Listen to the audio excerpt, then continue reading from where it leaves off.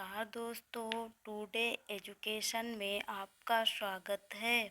आज का हमारा टॉपिक रहेगा मात्रावाची विशेषण या परिमाणवाची विशेषण किसे कहते हैं। मात्रावाची विशेषण, जिस विशेषण शब्द से माप तौल का बोध हो उन्हें मात्रावाची विशेषण कहते हैं। इनके दो भेद होते हैं। निश्चित मात्रावाची विशेषण, अनिश्चित मात्रावाची विशेषण। निश्चित मात्रावाची विशेषण, जिस विशेषण शब्द से निश्चित मात्रा का बोध हो उन्हें निश्चित मात्रावाची विशेषण कहते हैं। जैसे इस बाल्टी में 3 लीटर दूध आ सकता है। 3 लीटर निश्चित मात्रावाची विशेषण है। व्यापारी ने 2 बोरी सरसों खरीदा। 2 बोरी निश्चित मात्रावाची विशेषण है। 5 सेर घी खरीदना है। 5 सेर निश्चित मात्रावाची विशेषण है। अनिश्चित मात्रावाची विशेषण, अनिश्चित मात्रावाची विशेषण किसे कहते हैं? जिस विशेषण शब्द से निश्चित मात्रा का बोध न हो उन्हें अनिश्चित मात्रावाची विशेषण कहते हैं। जैसे थोड़ा चाय पिलाइए, थोड़ा अनिश्चित मात्रावाची विशेषण है। सब धन खर्च हो गया, सब अनिश्चित मात्रावाची विशेषण है। थोड़ी जमीन लेनी है, थोड़ी अनिश्चित मात्रावाची विशेषण है।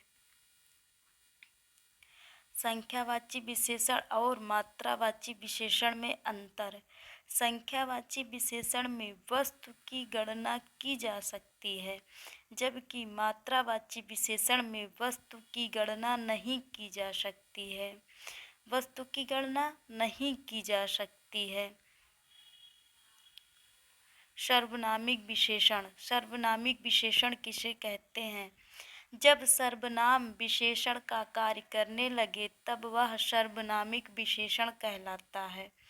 जैसे वह घर मेरा है, वह घर मेरा है, वह सर्वनामिक विशेषण है, वह सर्वनामिक विशेषण है। सर्वनामिक विशेषण के भेद। सर्वनामिक विशेषण के 2 भेद होते हैं, मौलिक सर्वनामिक विशेषण, यौगिक सर्वनामिक विशेषण।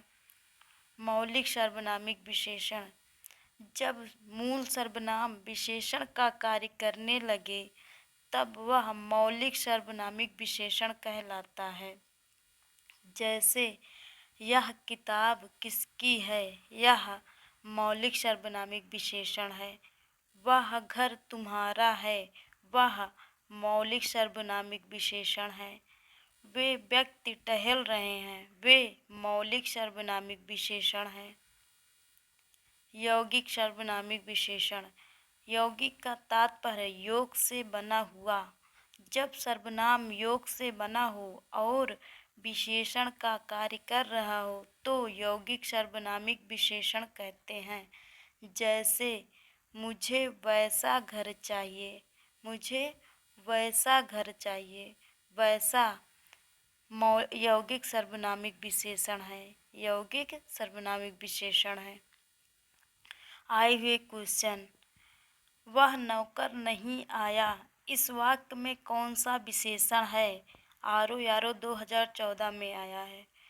वह नौकर नहीं आया, इस वाक्य में कौन सा विशेषण है?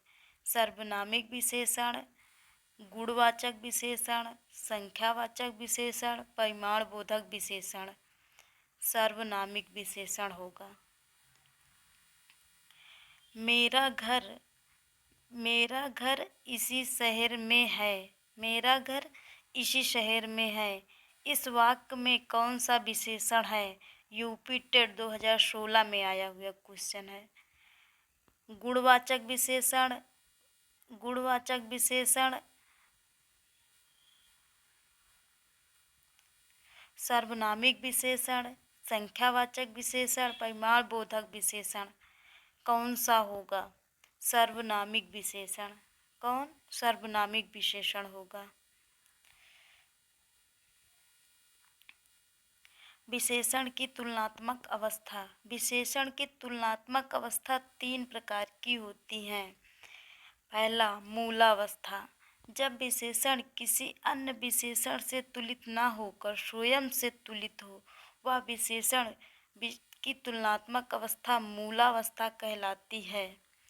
जैसे गीता सुंदर है, सुंदर मूलावस्था है। मोहन लंबा है, रोहन चोर है। उत्तरावस्था। उत्तरावस्था, जब दो विशेषणों के बीच तुलना की जाए और उनमें से किसी एक को श्रेष्ठ बताया जाए, तब वहाँ विशेषण की उत्तरावस्था होती है। जैसे गोलू मोहन से लंबा है, लंबा उत्तरावस्था होगी, यहाँ 2 लोगों की तुलना की गई है। पप्पू गप्पू से बड़ा चोर है, पप्पू गप्पू से बड़ा चोर है, यहाँ उत्तरावस्था होगी। उत्तमावस्था।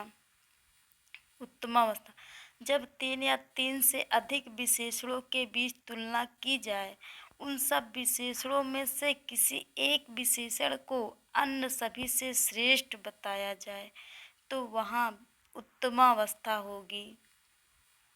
जैसे श्याम अपने सभी मित्रों से लंबा है, किससे? सभी मित्रों से लंबा है, यहाँ उत्तमावस्था होगी। भक्तिकालीन कवियों में सूर्यदास श्रेष्ठ कवि हैं, श्रेष्ठ कवि हैं, यहाँ उत्तमावस्था होगी। नोट। विशेषण की मूलावस्था में तर जोड़कर उत्तरावस्था और तम जोड़कर उत्तमावस्था का निर्माण करते हैं। जैसे मूलावस्था, उत्तरावस्था, उत्तमावस्था। मूलावस्था सुंदर, सुंदर का उत्तरावस्था सुंदरतर, उत्तमावस्था सुंदरतम। प्रिय का उत्तरावस्था प्रियतर, उत्तमावस्था प्रियतम। निम्न का उत्तरावस्था निम्नतर, उत्तमावस्था निम्नतम।